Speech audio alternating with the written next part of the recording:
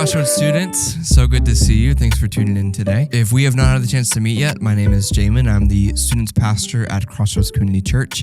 And one of the things that we always say is that we are deeply passionate about following Jesus. And one of the ways that we do that is by simply responding to him. And that goes for any area of our lives. One of those areas being relationships, which is essentially what we want to talk about today, because we're actually starting this brand new conversation on love and relationships. It's this mini series that we're calling Love Notes. And essentially the whole goal is it's a discussion on love, boundaries, and becoming. Now, the reason this topic is super important in today's world, because there are so many different opinions and thoughts and ideas about love and relationships that are actually apart from God's original design, and meaning they don't line up. With that, we want to start with the basics. We want to kind of go back to the original design of what love is by defining what is love. One important reminder as we get into this discussion that I think is actually so beautiful is if we were to consider the reality that we are created in God's image, meaning there's many things that means,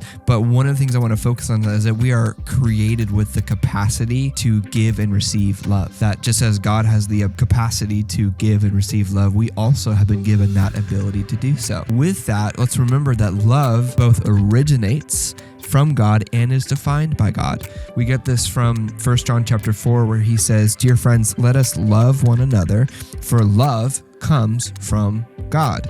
Everyone who loves has been born of God and knows God.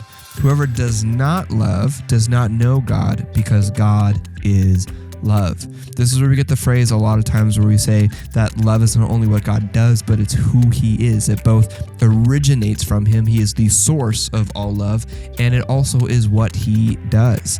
Now, 1 Corinthians chapter 13, most commonly known as the love chapter, goes into great detail describing the characteristics of love. And if you were to pay close attention to what the Apostle Paul says in that chapter, it's also the same characteristics of who God is. So not only does it define what true love is, what godly love is, but also describes ultimately who Jesus is, which is actually pretty cool. Like most things that God has created, the world has taken this idea of love and relationships and marriage, has distorted it and redefined what love is. And a lot of times what we see in the world is that they're trying to find these things apart from God. They're trying to navigate relationships and love and all these different things in a way that does not involve God. They're trying to essentially divorce the source of love from their fabricated version of it. Now, if we were to take a look at love in the English, we have just one word for love, right? We say that we love breakfast burritos, or that we love coffee, or that we love Disneyland, or that we love music or dancing.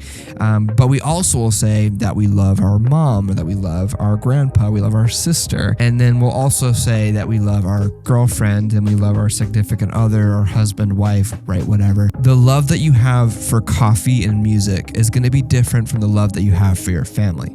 And in the same way, the love that you have for your family is not going to be the same type of love that you have for your boyfriend or girlfriend or husband or wife or significant other, right? There's a difference. There's a distinction there. So for us in the English, we only have one word for love, but we have to kind of like decide based off the context.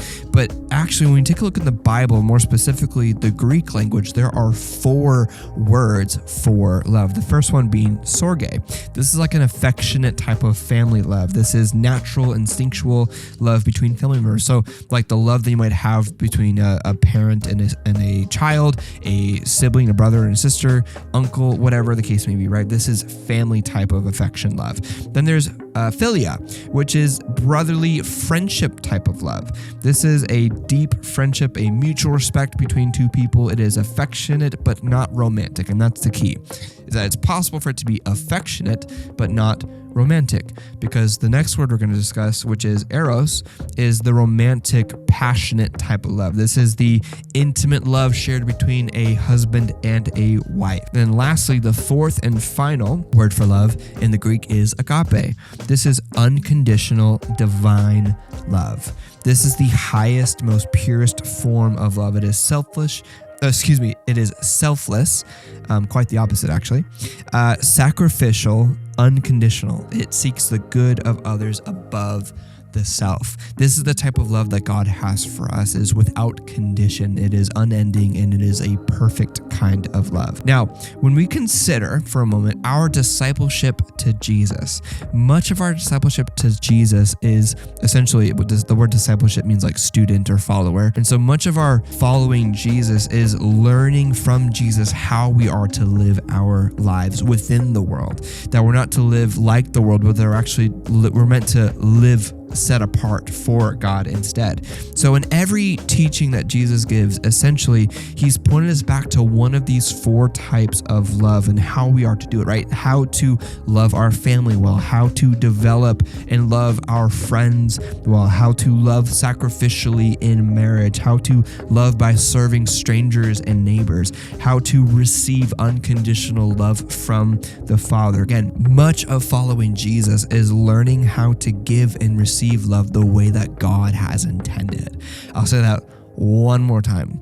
Much of following Jesus is learning how to give and receive love the way that God originally intended, the way that he designed it. Again, this is an ongoing process. It's something that we continue to learn and that we're not finished learning until we go home to be with the Lord, right? So if you're watching this, you're most likely a middle schooler or a high school student, and you're in a season of life where there's a lot of things that you're feeling. There are a lot of experiences and different things that you're trying to navigate, and it's like, what do we do with all these feelings and thoughts we have towards other people? A good place to start this part of the conversation is by recognizing what relationships are not. Okay, again, what relationships are not. Relationships with people cannot replace your relationship with God. Whether this is a parental figure or a best friend or a significant other, which if I were to argue is one of the most common examples as people trying to replace the relationship with God, it's with a romantic type of relationship. As good as these people are, and as good as these type of relationships are,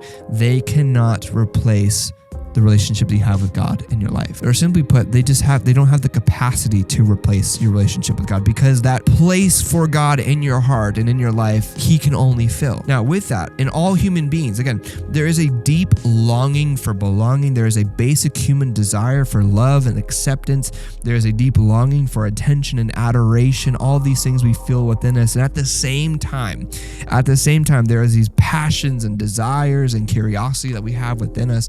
And what we try to do in trying to figure out what that emptiness that we're feeling inside of us is, that we try to fill that void in our life with all these different things, with people, relationships. It could be even careers, good grades, sports, whatever it is, trying to fill this void of emptiness. But the reality is, it's normal to have these feelings. It's normal to feel these things and have these thoughts, but the fulfillment that we long for can only be satisfied in Christ. Or another way to put it is that fulfillment that we long for cannot be satisfied apart from God.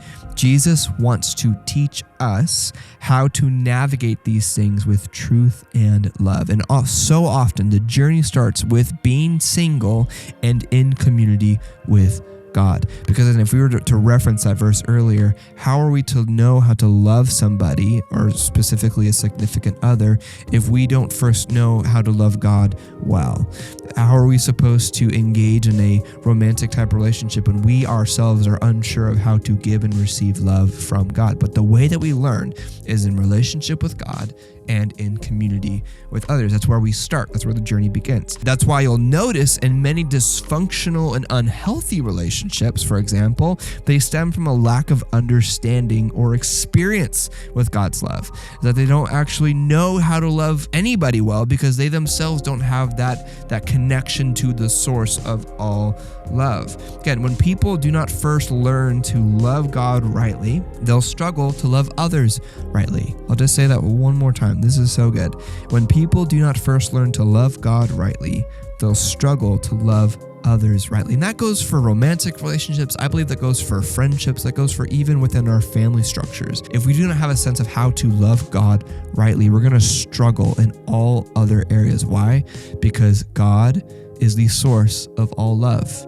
and love originated from him. It is who he is. And so if we don't know how to love him or how to receive love from him, how are we to know how to love others well? Because he is not only our example, but also the one who shows us how to do these things. And he also empowers us. That's an important thing to know too. God empowers us and strengthens us with the capacity to love others well. That's one of the fruits of the Spirit. It's love. Love is a fruit of the Spirit. So how are we to love well if we don't have God's Spirit dwelling within us to help us love other people? That's the whole point, right? Again, I'll say this. Relationships with people can't replace relationship with God. So if you desire to have happy, healthy relationships with the people in your life, or if you desire one day to have a happy, healthy relationship, not perfect, let me emphasize, not perfect, but a healthy, godly relationship with other people, it starts by knowing who God is first. Now, let's talk about being single for just a moment. Let's pivot and shift a little bit again, because before we're able to do these things, it starts with being alone with God in community.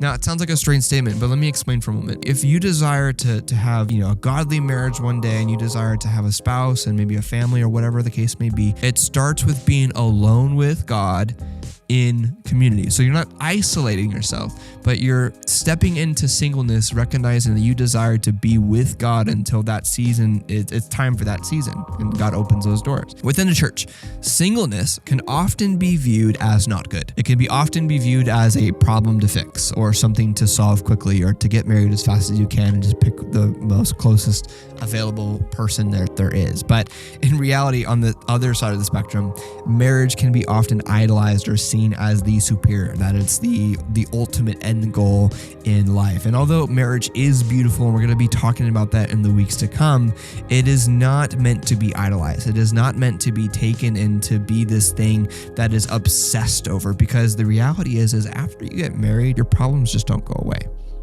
There's just more problems to have to bring to the feet of Jesus and ask for his help on. But all that to be said, both singleness and marriage are vehicles for advancing God's kingdom. What I mean by that is that God uses both the seasons of singleness and also your marriage with another person to usher in his kingdom, because that's what this is all about. Thy will be done, your kingdom come, your will be done. It's all about us being used to further God's kingdom. Again, for us to learn from the teachings of Jesus, and then to learn how we are to love even the least of these, the strangers, our neighbors, and our family members, the people closest to us.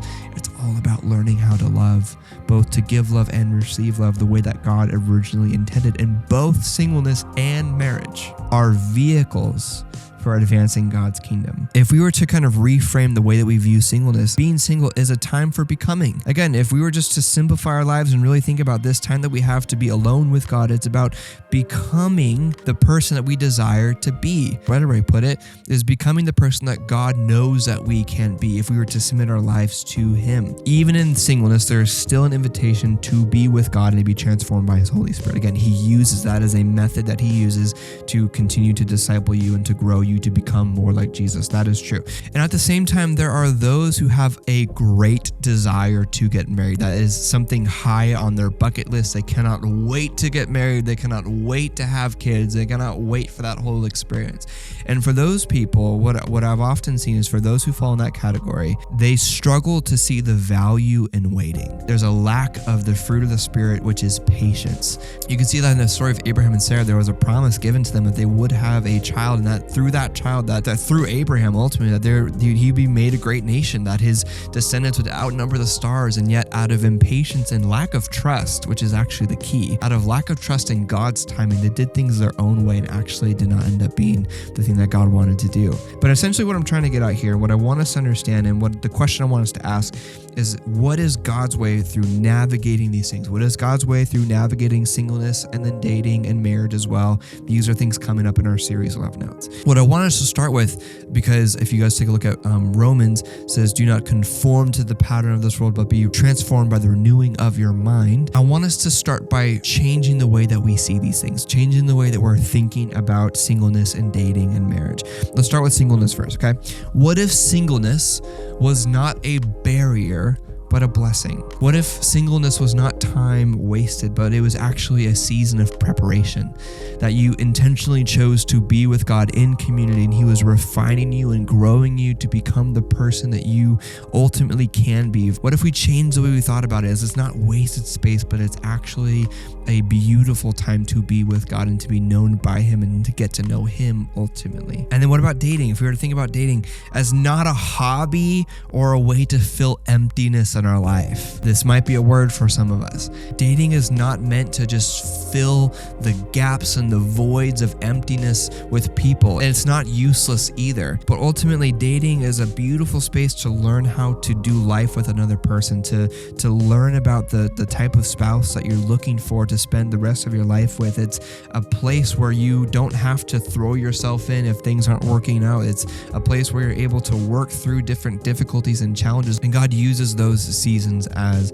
well. And lastly, what about marriage? What if we were to change the way that we viewed marriage? This is something that's so evident in our culture, that the culture has labeled marriage as this old-fashioned, traditional, irrelevant practice, and they're going outside of that way to do things their own way. Like, what if we were to go back to the basics and to learn and to realize that marriage is a beautiful bond between two people, that is God's design for a lasting covenant between two individuals that choose to love one another. All that to say, relationships are hard and they're messy and they can be confusing at times. This we all know. And if we haven't learned it yet, we're going to learn it eventually. But what I want us to remember as we kind of conclude this introduction to the series that's to come and prepare ourselves for what's ahead, may we be encouraged that we were made for relationships and community with one another. That is the way that God has intended it, not for us to be alone or isolated, but that we were designed to be with one another. And so what we're going to be talking about in this mini series we're calling Love Notes, it's a space to talk about relationships. We're going to go further into detail about some of the things that we talked about in this video and some of the things